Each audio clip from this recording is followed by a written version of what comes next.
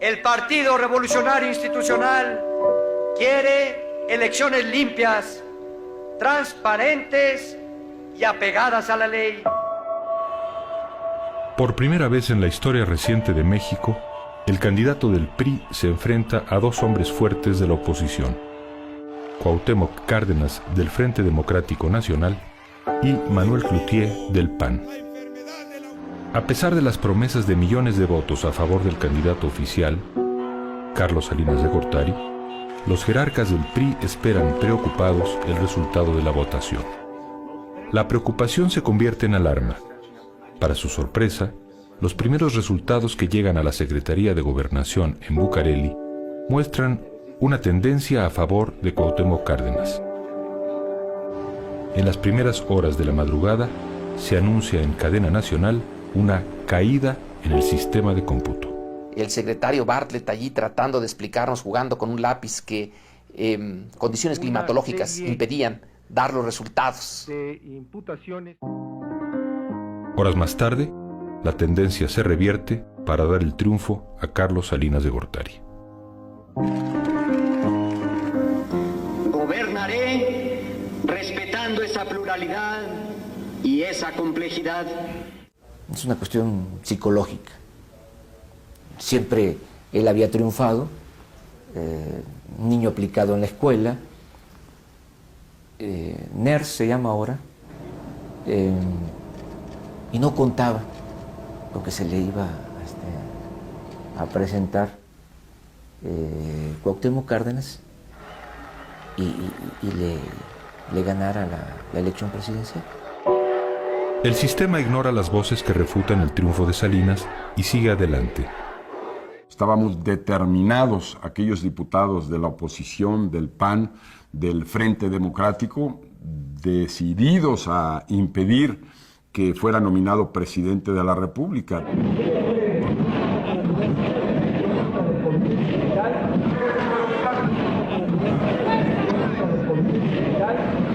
A mí me tocó subir a la tribuna por ahí de las 2, 3 de la mañana y fue cuando me puse estas boletas electorales en las orejas, tal como tiene de tamaño las orejas Salinas, que nunca las utilizó para escuchar, sino para atropellar la democracia.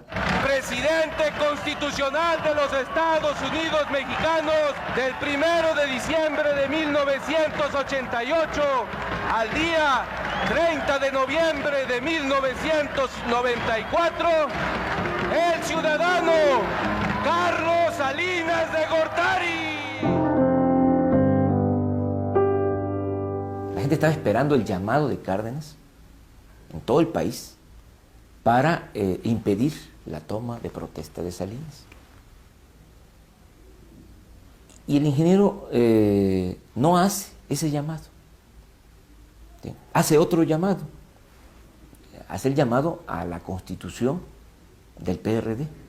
Esta es una decisión muy responsable que demuestra la vocación pacifista de Cárdenas y su estatura política. Porque nos costó, y le costó a él. Mucha gente se desencantó. Carlos Salinas de Gortari toma posesión como presidente de la República. Al día siguiente sostiene una reunión con la cúpula del PAN para buscar consolidar su legitimidad. Era un gobierno de facto, pero gobierno al fin. Entonces nosotros mantuvimos nuestra disposición de hablar, sosteniendo la denuncia de la ilegitimidad de origen, de hablar y de reclamar que la administración salinista se convirtiera en un gobierno de transición hacia estadios cabalmente democráticos.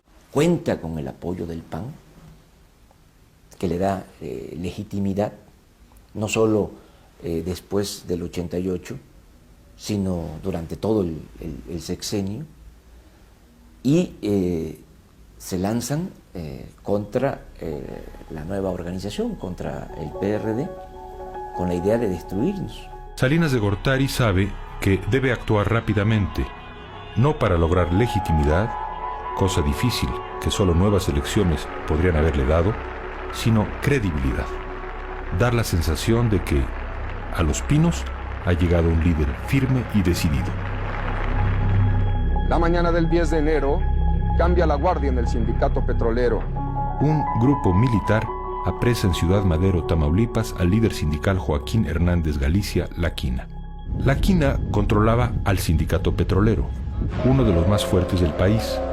Durante años se había comportado como un cacique sin que ningún director de Pemex se atreviese a combatirlo. La Quina entra a la cárcel acusado, entre otros delitos, de homicidio simple y acopio de armas. Pero no fue por sus propias faltas que Salinas actuaba contra él. Se decía que La Quina había apoyado la campaña de Cárdenas y había financiado un panfleto que sacaba a la luz pública el homicidio accidental de una sirvienta, supuestamente cometido por Salinas de Gortari a los 3 años de edad.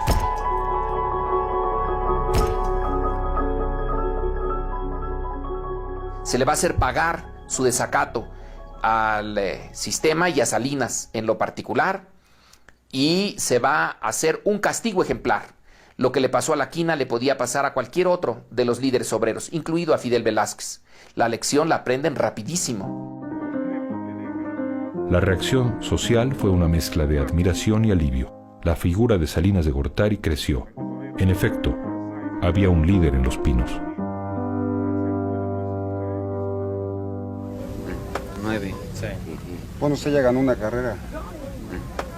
En ese estamos todavía.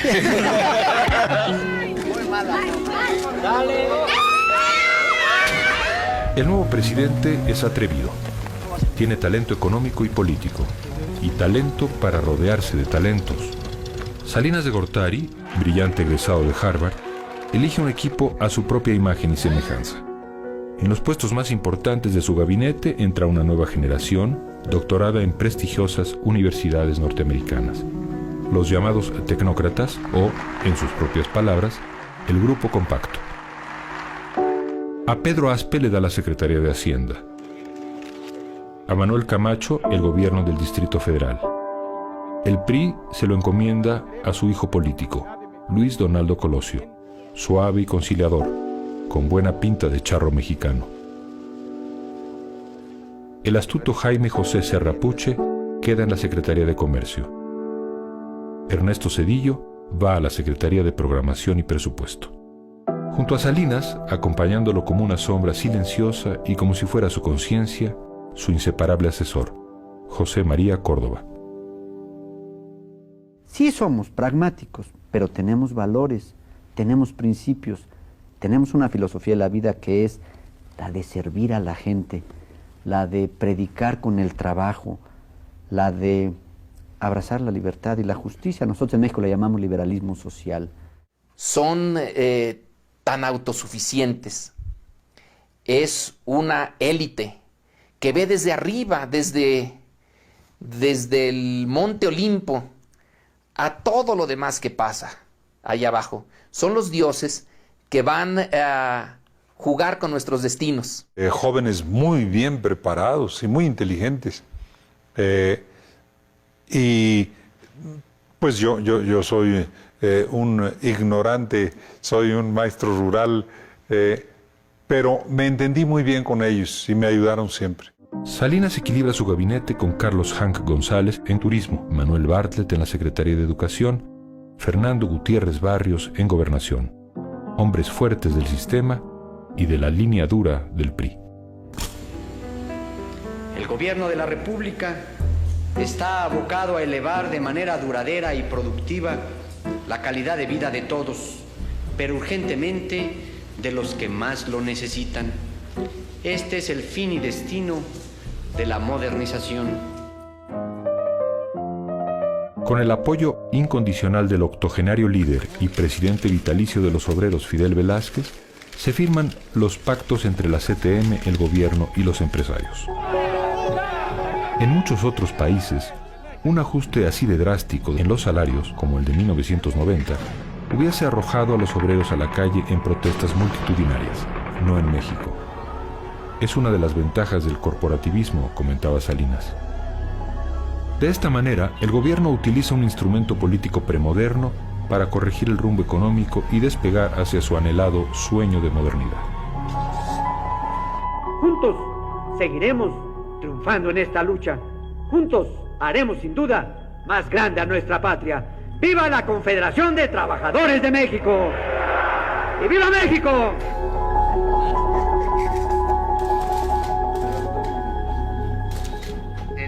Se empieza a aplicar un nuevo modelo económico que Salinas y su equipo ven como la medida más adecuada para mejorar sustancialmente el sistema financiero del país. El corazón del proyecto era económico, la política era económica, la relación con el exterior era económica. Entonces ellos llevaban todo. La economía era la que asignaba los premios y los castigos al grueso de los mexicanos. Juntos realizamos la transformación de nuestro país y la imagen que de él se tiene en el exterior.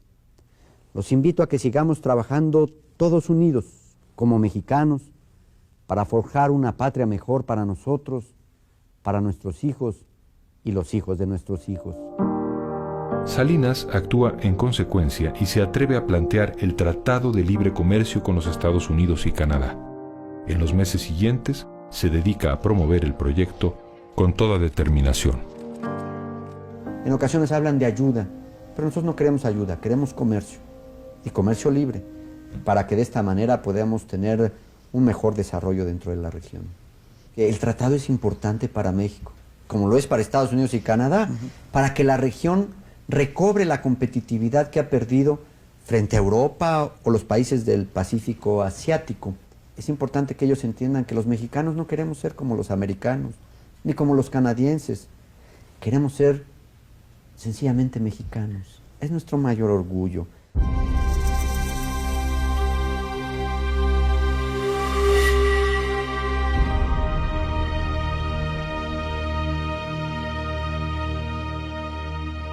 El presidente Carlos Salinas de Gortari y el regente Manuel Camacho recibieron de manos de la actriz cómica Carmen Salinas sendas diosas de plata por la mejor actuación y coactuación respectivamente.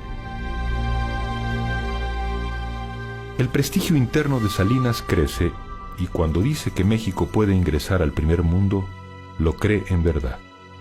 Su mayor acierto es su actitud. Es un gran vendedor. Hace que México piense más en el futuro que en el pasado. El hechizo salinista parece convertir los sueños en realidad. Se puede decir que fue un presidente que embrujó al país, y no nomás al país, al mundo. Nos tenía todos convencidos. La caída del comunismo y el muro de Berlín en 1989 provoca la liberación de las economías de los países del ex bloque socialista.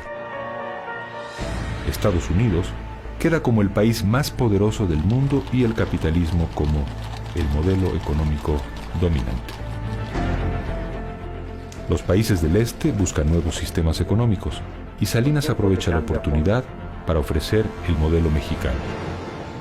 Pensaban que lo que estaba haciendo en México era lo correcto y por eso se vendía el caso mexicano al resto de América Latina. Se decía, bueno, en Argentina no están haciendo lo correcto, háganlo de México. En Brasil están cometiendo grandes errores, tienen que hacerlo de México.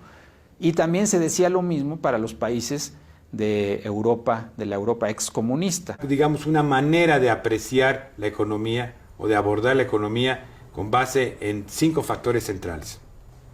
Uno de ellos es la eficiencia, la competitividad y la productividad. El otro es el mercado como base. El otro aspecto es la participación del sector privado, o sea, la inversión privada como motor del desarrollo. El otro es la generación de empleo productivo. La generación de empleo productivo, ese concepto es importante. Y el otro aspecto que considera es de que el Estado debe ser muy pequeño. Sabía muy bien qué es lo que esperaban.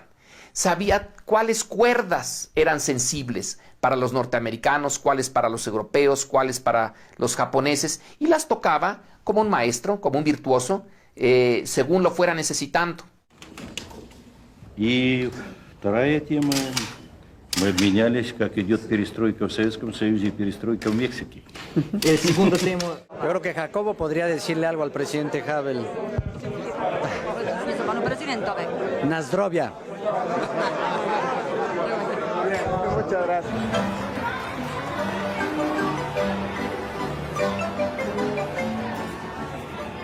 So when I speak of Americans and Mexicans, I can only say, somos una familia.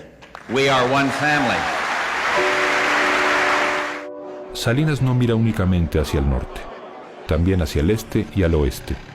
Busca el reconocimiento de la comunidad europea y abre las puertas del comercio a los países asiáticos y a los países de América Latina.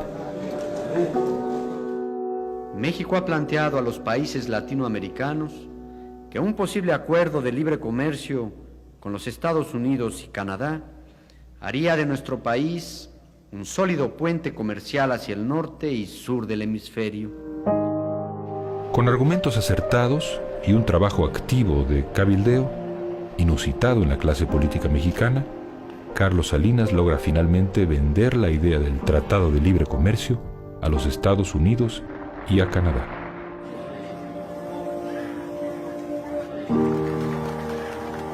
The world is also watching, because President Salinas is leading Mexico through an era of exciting, unprecedented reform.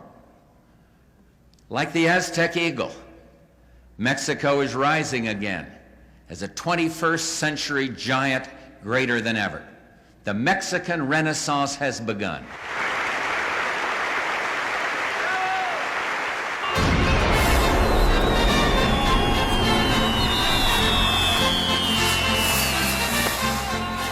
Hay que recordar una frase que dice Fidel Velázquez en agosto de 1991, después de la elección, después del triunfo arrollador del PRI en las elecciones intermedias, federales intermedias. Dice: Salinas lo merece todo, incluso la reelección.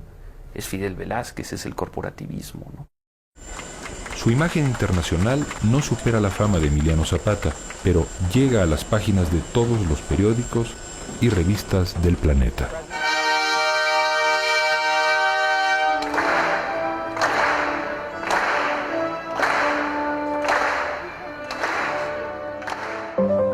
La intervención de los empresarios que en 1988 firman con el gobierno y la CTM un pacto económico sería el preludio de una luna de miel que duraría todo el sexenio. Nosotros privatizamos los bancos, la compañía telefónica, las líneas aéreas, la siderurgia, las minas. Estamos ahora procediendo a privatizar los puertos, los aeropuertos. No hay modelos. En México lo que nos ha funcionado es un sistema de privatización a través de subasta pública. Creo que uno de los objetivos era crear el tipo de empresario y empresa que fueran competitivas en el mundo. Pero no es cualquier privatización, es una privatización muy selectiva. Se le va a dar a quienes son apoyos seguros, confiables e incondicionales, no del régimen, sino de Carlos Salinas en particular. Algunos recursos de las privatizaciones se canalizan adecuadamente para pagar intereses de la deuda externa. Otros se utilizan para promover obras de beneficio social en un programa que tiene un éxito notable en casi todo el país. Se llama Solidaridad. No son dádivas lo que se requiere para enfrentar injusticia, olvido, hambre. Lo que se busca es crear las condiciones necesarias para que los que sobreviven en la pobreza puedan, a través del mejoramiento con su trabajo, superar su condición. Con estas obras de solidaridad vamos para adelante y esperamos el progreso, no de la colonia, es más, el progreso de México. ¿Qué bien va la siembra? ¿Cómo lo hiciste? Si yo me acuerdo que hasta te querías ir al otro lado. Trabajando, Manuel. Trabajando. Palabra, Manuel. Confiaron en nuestra palabra.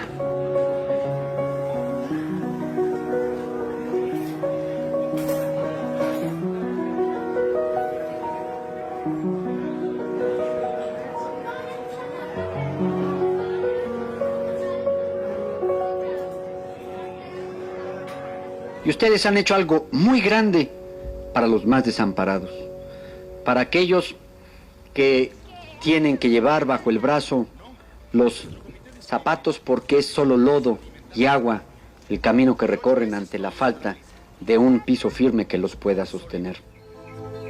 Ahora, ¿pero por qué está llorando, don Beto? Si no estoy llorando, Jacinto.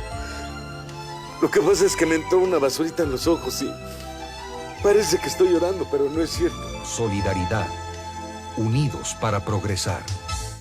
Solidaridad fue un programa de la más grave intromisión por parte del Ejecutivo Federal, que irrumpió con toda legalidad, desconoció a la autoridad estatal y municipal.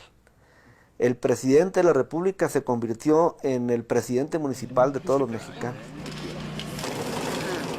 Era como un gran show de los fines de semana. El presidente y su gran público, y él en completo dominio de ese público, con el dinero de Solidaridad detrás. Es en realidad el partido de Salinas. No se le llama así, pero sí se le piensa como tal.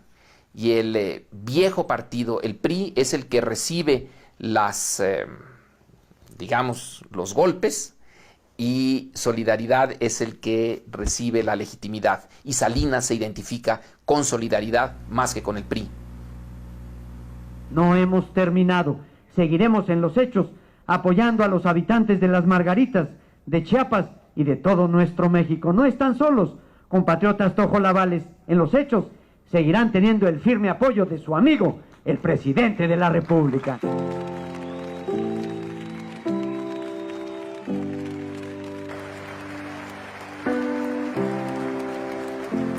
La aceptación al programa de Solidaridad, y con ello la aceptación hacia el gobierno, se extiende por todos los rincones del país.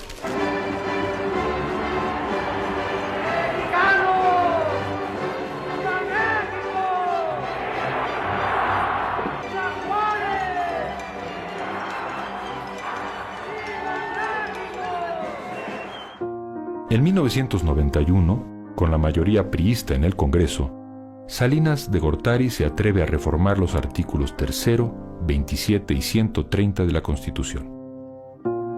Con las reformas a los artículos 3 y 130, se modifica formalmente la relación del Estado con el clero. Los religiosos adquieren formalmente sus derechos ciudadanos y se restablecen relaciones diplomáticas con el Vaticano. Modificar el artículo 27 era cambiar desde la base jurídica a la reforma agraria. Pero al mismo tiempo, al otorgar títulos de propiedad, el presidente Salinas supone que se empezarán a resolver las condiciones de miseria y abandono que prevalecen en el campo. Se acusó de que era la muerte del ejido, ¿no? Porque el gran freno para el ejido en México era el que el ejidatario no podía vender su parcela. Oiga, si usted vive en un departamento que renta, pues lo va a mantener limpio y cuidado, siempre y cuando eso no le represente inversiones en algo que no es suyo. Pero si usted logra comprar el departamento que sea suyo, usted va a meterle todo lo que pueda hacer para que esté mejor. Igual el campesino. Poner en el mercado las tierras ejidales en épocas de crisis es como un crimen. Porque cuando la gente no tiene dinero y se le permite vender la tierra, pues lo primero que hace es eso, precisamente, vender la tierra. La modernización también exige una transición hacia la democracia. Ahora, yo quisiera complementar que en el aspecto de la democracia, esta no florece en la pobreza. Meses después de su llegada al poder, Salinas se enfrenta a la victoria del candidato panista Ernesto Rufo en Baja California, y por primera vez el gobierno acepta convivir con un gobernador de la oposición. Él esperaba quizá algún abucheo, pero no lo recibió, sino que se le daba, sentí yo, en especie una bienvenida a la democracia. Sin embargo, la reacción de Salinas de Gortari fue totalmente distinta durante las elecciones para gobernador en agosto de 1991. En Guanajuato, el presidente se niega a aceptar la derrota del candidato del PRI, Ramón Aguirre, frente a Vicente Fox, el candidato del PAN. Sin embargo, la soberbia del sistema, del propio Salinas, jamás les permitió aceptar ese gigantesco fraude y la anulación de las elecciones. optaron por una alternativa, yo diría, hipocritona, tibia, donde Salinas obliga a Ramón Aguirre a renunciar 5 minutos después que le entregan su constancia de mayoría y su nombramiento como gobernador constitucional. El triunfo no le fue reconocido, entre otras cosas, por una animadversión personal muy marcada por parte del licenciado Salinas de Gortari hacia Vicente Fox. ¿Cómo es posible que el Congreso del Estado de Guanajuato, con mayoría del PRI, haya hecho el nombramiento de Carlos Medina Plasencia siendo del PAN? Bueno, Salinas tenía sus buenas mañas, sabía cómo hacer manita de puerco y sabía cómo convencer a sus propios diputados. En alguna ocasión él pretendió que yo le diera mi palabra de que Vicente Fox jamás volvería a participar como candidato, cosa que rechacé tajantemente. Algo similar sucede un año después en Michoacán, cuna del cardenismo, donde Cuauhtémoc Cárdenas había sido gobernador.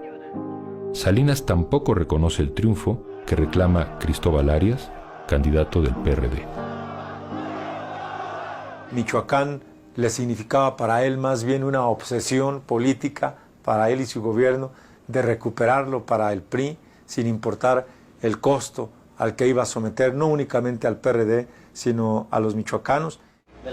Ante las manifestaciones de protesta, Salinas sustituye al gobernador electo del PRI con un gobernador interino del PRI. Pues tan es así que su frase célebre ya en las postrimerías de su gobierno dijo: yo a estos del PRD ni los oigo ni los veo. Las elecciones en San Luis Potosí tienen una gran trascendencia simbólica debido a la gran estatura moral del candidato de oposición, Salvador Nava, el caudillo cívico de los años 60, enfermo de cáncer, da su última pelea por la democracia. Lo postula el Frente Cívico Potosino, formado por una coalición del PAN, el PRD y el PDM.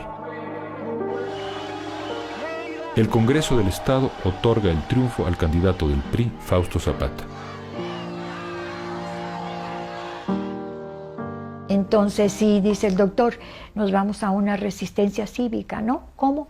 Yo me voy a una marcha por la dignidad a México y aquí ustedes a ver qué hacen. Él decía, mientras al pueblo no se le trate con dignidad, es lo que se tiene que luchar. Hablé con Gutiérrez Barrios, examinamos lo que estaba pasando en el Estado, los posibles costos.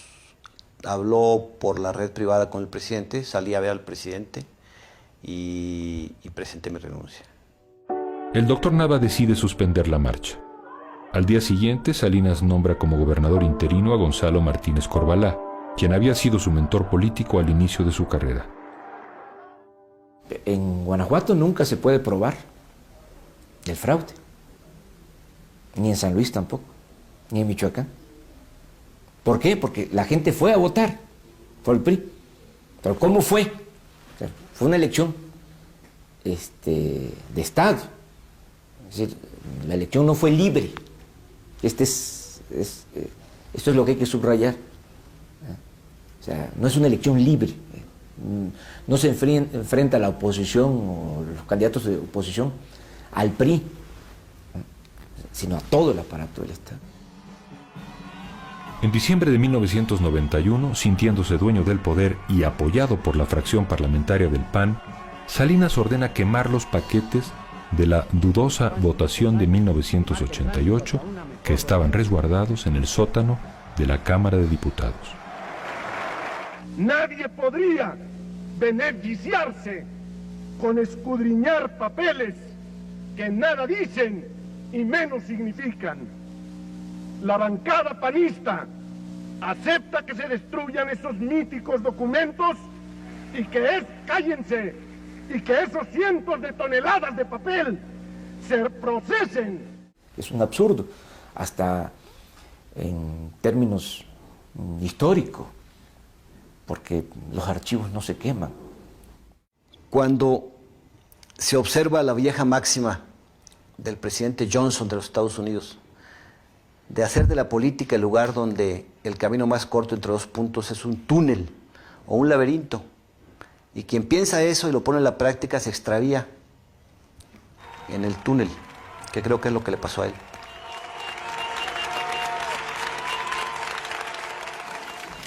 Don Fernando Gutiérrez Barrios me solicitó aceptar su renuncia como secretario de Gobernación.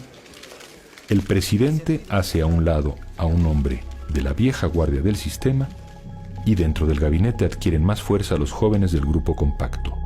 2 meses después, en el aeropuerto de Guadalajara, es asesinado el cardenal arzobispo Juan Jesús Posadas Ocampo.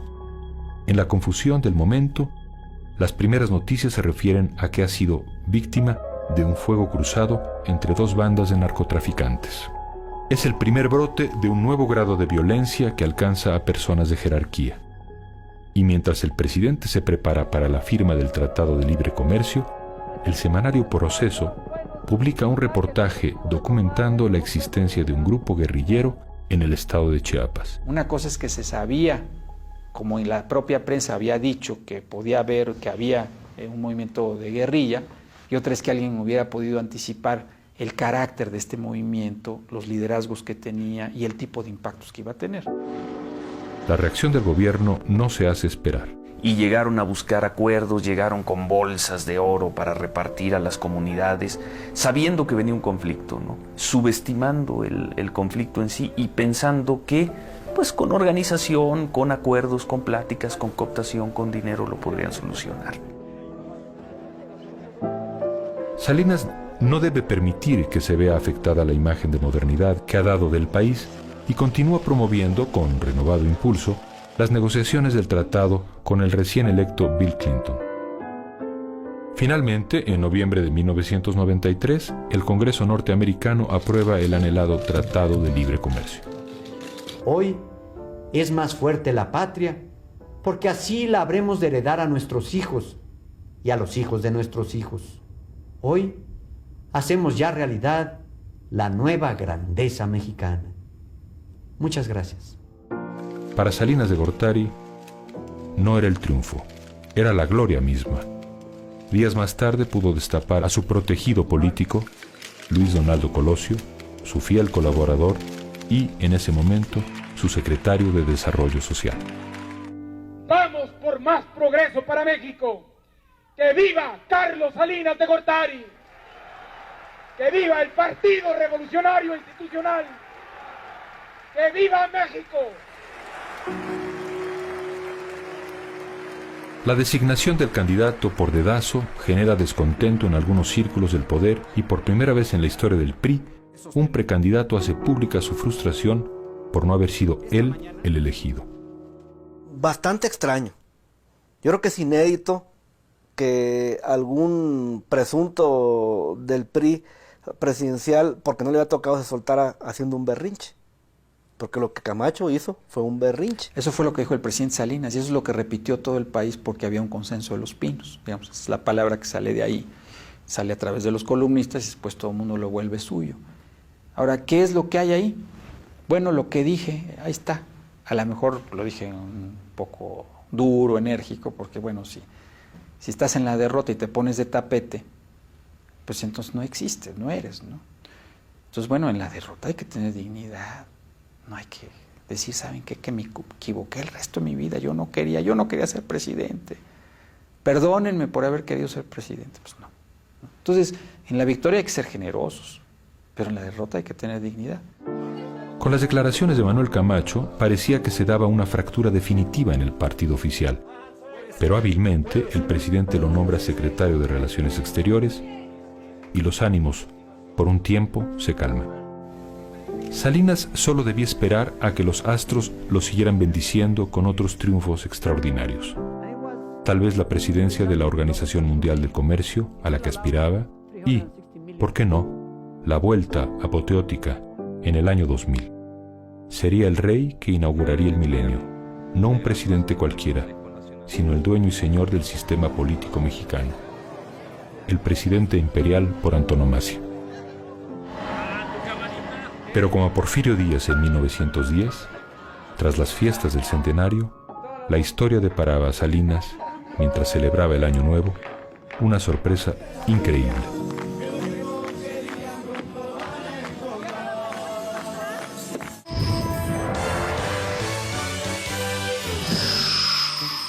Un grupo de hombres armados mantiene tomados 4 municipios de Chiapas. Según sus voceros, en su mayoría son indígenas chiapanecos. Este sábado comenzó otra etapa en el desarrollo económico de México al entrar en vigor el Tratado de Libre Comercio de América del Norte. No existen adjetivos en el diccionario para calificar el azoro con que la opinión pública mexicana recibió la noticia. Una rebelión indígena en México en tiempos del Tratado de Libre Comercio, al final del siglo XX, impensable. Una guerrilla en México cuando en la capital del país se acababa de firmar la paz entre el gobierno y la guerrilla de El Salvador, imposible.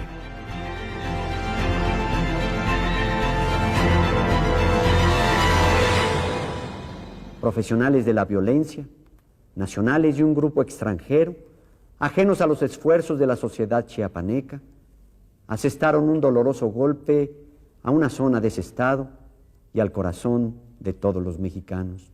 Entonces nosotros lo que estamos pidiendo es que se revise el Tratado de Libre Comercio, que es lo que pone los pelos de punta del gobierno federal. ¿Cómo vamos a hacer eso? ¿Cómo va a venir a mí a decirme un indígena que ni siquiera sabe hablar español que el proyecto de mi sexenio no lo tomó en cuenta? Más que para hacerle un ataúd, en el mejor de los casos, o ni siquiera eso. El hecho de que un levantamiento en Chiapas estuviera 5 días en la primera plana del New York Times o en la noticia 1, 2 o 3 de las principales cadenas de televisión de los Estados Unidos, bueno, eso cambia todo, porque eso provoca consecuencias en la economía, provoca consecuencias en los Estados Unidos, provoca consecuencias en México. Algunos viejos priistas como Fidel Velázquez adoptan una actitud intransigente y exigen que se aplique la mano dura del ejército en contra de los sublevados. Pero la difusión del movimiento zapatista y su repercusión provocan que cambie la actitud del presidente Salinas. He tomado la decisión de suspender toda iniciativa de fuego en el estado de Chiapas para otorgar una amnistía general a todos los participantes en los hechos de violencia, con el propósito de comenzar un acercamiento con los integrantes del EZLN. Salinas nombra a Manuel Camacho comisionado para la paz. El EZLN entregará al general Absalón Castellanos Domínguez, general retirado del ejército mexicano. Verdaderamente Broadway pues, es algo menor frente a ese espectáculo de ver a los zapatistas con sus balas, sus máscaras, sus paliacates, y Manuel Camacho solo con un suéter y sus jeans dominando la escena de tú a tú con los zapatistas, ¿no? Camacho logra firmar los acuerdos de paz y regresa a la Ciudad de México pues verdaderamente en calidad de general triunfante, ¿no? Donde, desde mi punto de vista, Manuel Camacho pierde piso. Yo pienso que Manuel Camacho quiso ser el candidato del PRI en 2 ocasiones a la presidencia. Lo quiso ser en noviembre y perdió, y lo quiso ser en marzo cuando él era muy poderoso.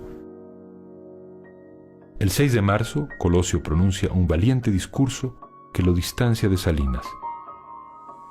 Yo veo un México de comunidades indígenas que no pueden esperar más a las exigencias de justicia, de dignidad y de progreso. Frente a Chiapas, los priistas debemos de reflexionar. Como partido de la estabilidad y la justicia social, nos avergüenza advertir que no fuimos sensibles. Él sí haría la reforma política. Él sí separaría al PRI del gobierno. Quiero ser presidente de México. 2 semanas después, al terminar un mitin en Tijuana, y mientras avanza entre la multitud, un hombre se puede acercar lo suficiente al candidato para poder disparar y matarlo.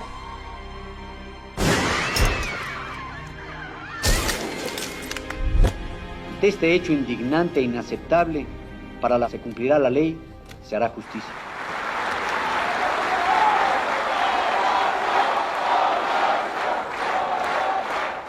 En ese momento se da cuenta que ya no puede hacer lo que él quiera. O dicho de otro modo, que ya no él escribía la partitura, sino que tenía que tocar sobre una partitura, si no totalmente ajena, cuando menos que tenía que escribir junto con otros. Y que esto es la exhibición patente, brutal, de que el poder ya se le había escapado de las manos. La posibilidad de elección del nuevo candidato es, por razones jurídicas, muy reducida. Sin embargo, Ernesto Zedillo Ponce de León recibe el apoyo de personas cercanas a Salinas y es el candidato elegido. Las elecciones se posponen mientras el clima de inseguridad y angustia crece. El presidente hace un llamado a la unidad nacional. ¿A quién conviene el rumor? ¿A quién puede dar ventajas la confusión? Cerrar filas y redoblar el paso.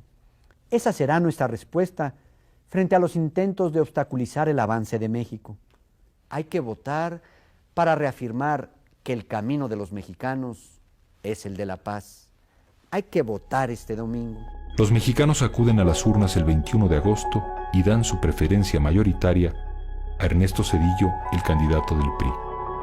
Son votos que buscan la seguridad y la estabilidad que dice ofrecer el partido oficial. El 28 de septiembre, José Francisco Ruiz Massieu, secretario del PRI, muere asesinado en la calle de La Fragua, a unas cuadras del Monumento a la Revolución. La muerte del licenciado José Francisco Ruiz Massieu se trata de un crimen aberrante. Le he dado el pésame a su familia, cercana y entrañable.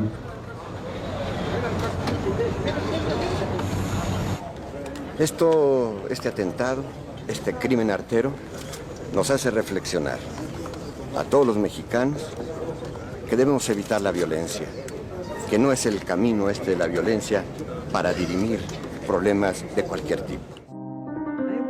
El proyecto que Salinas había construido se rompía en pedazos.